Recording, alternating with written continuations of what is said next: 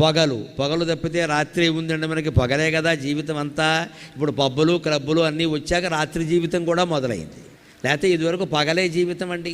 రాత్రి అప్పుడుండి మన విద్వాన్ విశ్వం గారిని ఒక ఆయన కవిత రాస్తాడు, గూటిలో దీపమును పెట్టి నోటిలో కబళమును పెట్టి అంటాడు. గూటిలో దీపం పెట్టేవారు పూర్వం, నోట్లో ముద్దెట్టుకునేవారు, పడుకునేవారు, ఇక మాట్లాడేవారు కాదు. రాత్రి అంటే ప్రశాంతం. ఇప్పుడు జరగకూడనివన్నీ రాత్రే జరుగుతున్నాయి. అసలు పగల కంటే రాత్రే ఎక్కువైపోయింది మనకి. ఈ రాత్రి జీవితం నుంచి మళ్ళీ పగటి జీవితానికి మనం మారాలండి.